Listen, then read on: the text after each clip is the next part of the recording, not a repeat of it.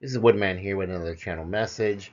In the March 9th, 2024 episode of The Ezra Klein Show, Ezra Klein interviews Dr. Nadine Burke Harris, focusing on the impact of childhood trauma on long term health. Burke Harris discusses how adverse childhood experiences, ACEs, can affect brain development and lead to various health issues in adulthood. She emphasizes the importance of early intervention in children and supportive environments to mitigate these effects, which can shorten life expectancy. The conversation highlights the need for a systemic approach to address trauma and improve overall community health. Ezra Klein begins by saying hello and welcome to the Ezra Klein Show. So sometimes you want to talk about a topic, but you don't know if the conversation is going to end up worthy to the topic. But man, this one delivers. Dr. Nadine Burke Harris is the Surgeon General of California, and she's known for doing pioneering work in the way adverse childhood experiences, what many of us would think is childhood trauma, end up shaping the rest of our lives, the way they compound between changing our neurochemistry, changing even our biology, which genes express, and changing our mental functioning. So, changing our social conditions in this endless ping pong of compounding physical and social and behavioral impact that really ends up defining a lot about what happens later. And by the way, really profound things come out of this, like to what degree are we responsible for our own lives, for our own choices, for what do when we are presented with a situation into a question like this, it's really, really profound stuff. It turns out that to affect what happens when we are children, obviously our incomes are affected when we get older, but whether or not we go to jail, our risk of mental health issues, our risk of addiction, our life expectancy can all be profoundly affected. And so, definitely, this is something that actually can become predictable through medical science and research. The more of these kinds of experiences you have, the more on average, then you find that on a bunch of different measures, the quality of life decreases. Dr. Burke Harris has written a great book called The Deepest Well, but she's also a really wonderful explainer of these topics. So Dr. Nadine Burke Harris now chimes in and says, it depends on the dose. When any of us is exposed to something scary or stressful or traumatic, our bodies release stress hormones. And those include things like adrenaline and cortisol. And those are associated with the feelings that we think about when we feel scared. So, heart pounding, sweaty palms, all of those types of things. And in theory, that's good because that helps us to mobilize against a threat. And if that happens every once in a while, the example I always give is if you're walking in the forest and you see a bear, right? If that happens every once in a while, that's great because all of these stress hormones are going to shunt blood to your big muscles for running and jumping and help you get away from the bear. They also have a profound effect on the brain. So they activate the fear part of the brain, the amygdala, and they can actually turn down the front of the brain. It's called the prefrontal cortex. And that's where our judgment and reasoning, our seat of executive functioning, can actually have some interesting things happen. Because if you're about to fight a bear, you don't want to think about what those odds are like. You just want to go buck wild, right? In other words, I don't know karate, I know crazy, right? So Nadine Burke Harris continues on later on after laughing that so all of those things are great in the short term, but the problem is what happens when that biological stress response happens over and over and over again, and those stress hormones are released over and over again over time, over a prolonged period of time, and it goes from being adaptive or life saving to maladaptive or health damaging. And one of the things that happens when we activate the stress response that's a little bit less obvious, people think about the neurologic impacts, the impacts on how we think and our mood, and all of those things, but our stress response also activates our immune response. And so what we see is increased inflammation, difficulty fighting off infection, and again, in the short term, increased inflammation after expressive experience is good, but in the long term, it can lead to long term health problems. And so the problem is when you have high doses of adversity and your level of buffering is not adequate to shut off that stress response, then what you see is an increased rate of some of the stuff that you'd expect: difficulty learning, difficulty paying attention, difficulty with neurocognitive tasks, also increased risk of mental health disorders like depression, anxiety, suicidality, but also increased risk of medical disorders like asthma, diabetes, infections in children, and then over the long term in adults, increase things like heart disease, stroke, cancer, autoimmune disease, Alzheimer's, and so on throughout life. So, in this March 9, 2024 episode, during this interview of Dr. Nadine Burke Harris, you're getting the sense that childhood trauma every once in a while maybe isn't the worst thing in the world, but if it's consistent and habitual, that it's going to shorten life expectancy. So we need to understand that there's a very multifaceted nature to how this trauma works through a biopsychosocial model. And we need to integrate biological, psychological, and social factors to explain how suffering, disease, and illness manifest and what those long-term effects can be.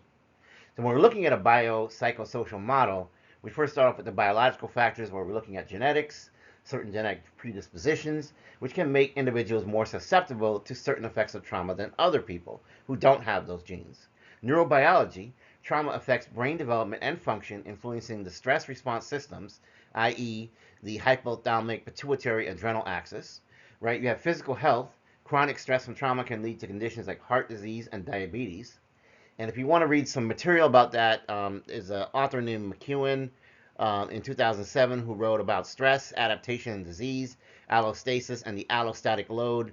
And that's in the Annals of the New York Academy of Science. I think it's volume 921. Also, you have psychological factors like cognition, emotion, and this alters how individuals process emotions and thoughts, which can lead to anxiety, depression, or PTSD. These behavioral responses also can develop where you have maladaptive coping processes or mechanisms, such as substance abuse, which further complicates the health outcomes, right? That's like a dual diagnosis sort of thing. And so you want literature on that, read Anda and Felitti, 1997, The Adverse Childhood Experiences Study, The Human and Economic Cost of the Status Quo, and this is in the American Journal of Preventive Medicine in volume 14. Social factors. In the environmental context, the social environment, including the family dynamics, your socioeconomic status, and your community support can play a crucial role in shaping the experiences of adversity that you will encounter. There's also cultural attitudes, which also can, affect the trauma and the mental health on what goes on. Like, where do you get help? How do you get help? Do you even want to get help? Right? Because some people may be feeling like mental health is stigmatized.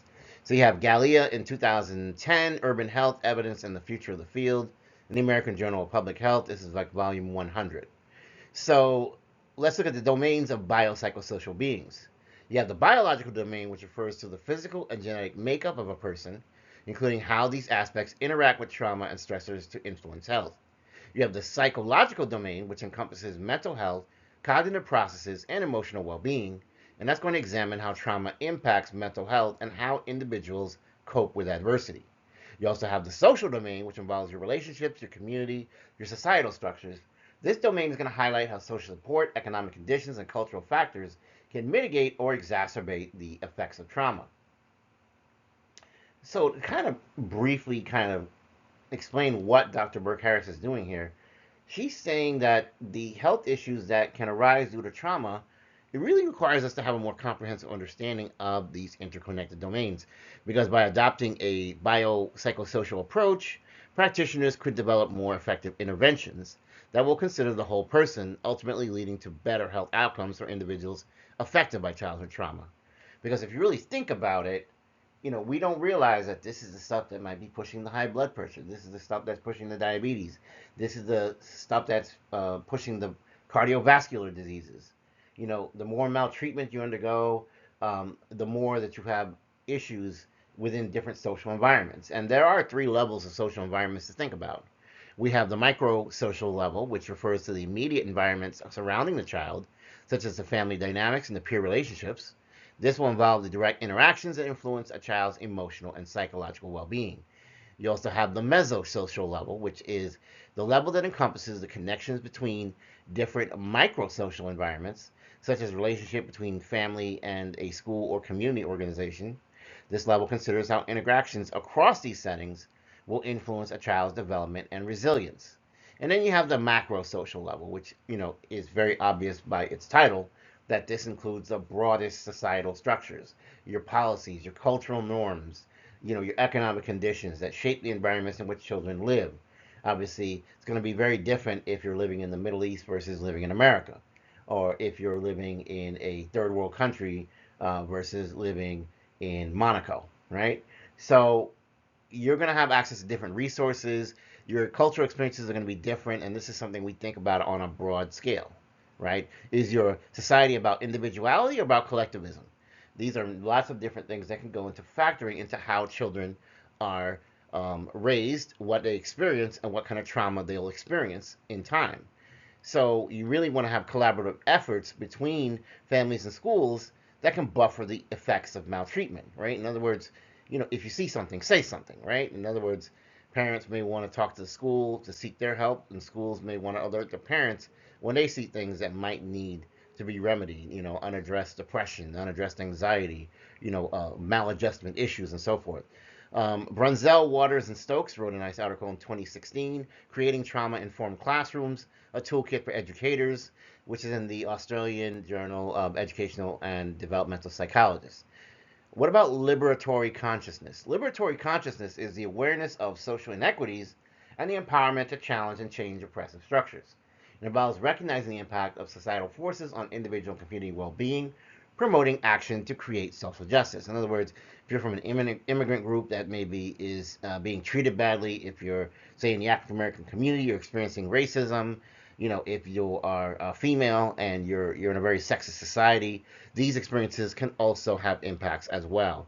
So we need to understand the interplay between micro, meso, and macro social environments and how these levels of environment can influence personal and collective experiences of trauma. Here we have an article from P. Frere in 2000, which is called The Pedagogy of the Oppressed.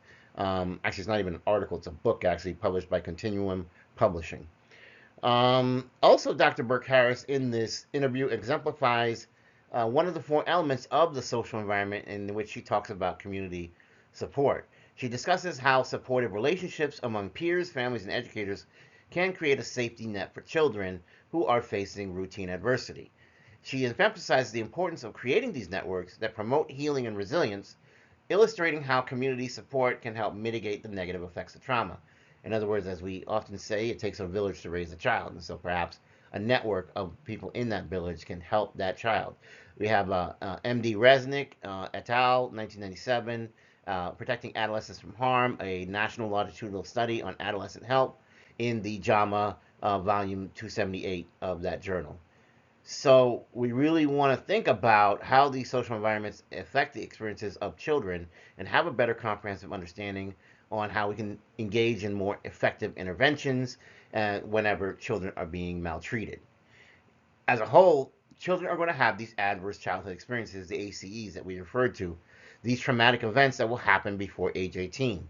And common ACEs include physical and emotional abuse, neglect, and household dysfunction, as well as substance abuse, mental illness, and even incarceration.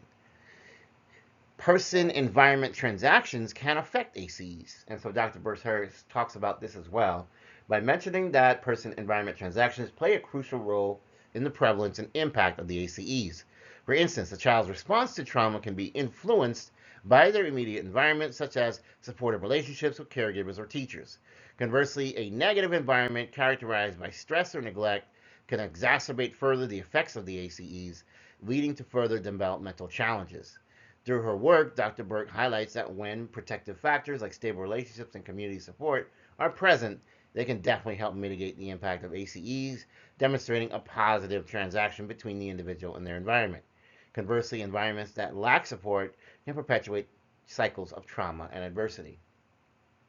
So let's keep in mind here that while we always like to raise our children to be tough, we don't always want to raise them where they're constantly undergoing cruelty and maltreatment to the extent that it has a overall adverse effect on them that is going to affect them the rest of their lives, because inevitably what you're doing is you're shaving down their years of life expectancy the more and more you keep exposing them to these stressful situations. So maybe we need to rethink in our society how we treat children. A lot of people are always talking about, oh, we're coddling people. Oh, we're far too less letting children be spoiled. Spare the rod, spoil the child. You hear all of these things, and most folks are like, yeah, that's the way I was raised, and so I turned out fine, so my kid's going to turn out fine too. But that may not be the case, particularly in light of the things that we're learning here about ACEs from Dr. Burke Harris's interview, that really and truly, as you continue to have a cortisol, stress hormone response, and all these things, that you are now creating inflammation in your tissues, and you are also possibly even creating immune responses that may be harmful in the long term to someone's health. So I don't think that the answer is always subjecting everyone to stressful situations all the time just to toughen them up. Yes, I do agree that we do want to have people that are at a level who are able to meet stressful situations where they can defend themselves and form a proper response. You know, we're not saying coddle people and just pamper them their whole life. But what she's saying is that if it is too consistent, if it is too frequent, if it is too habitual, in other words, if you're going through this each and every day, that's where it has a negative health outcome. And so that's when you have to really think about the fact that eventually you may even have improper cell replication going on in the long term because of the constant triggering of these responses. And that can actually lead to things like cancer. And while you wouldn't have thought that that's how cancer develops, it seems to be exactly how it develops based on the medical research that's been done here. So I'm going to leave you on that note. Please like, share, and subscribe this content. If you're new, welcome to the channel. If you're returning, thank you so much. I appreciate your support. In the name of the Most High God, I wish you health, wealth, prosperity, and abundance, and support, and that you are protected and blessed if you so deserve it. Once again, Woodman signing off. Take care.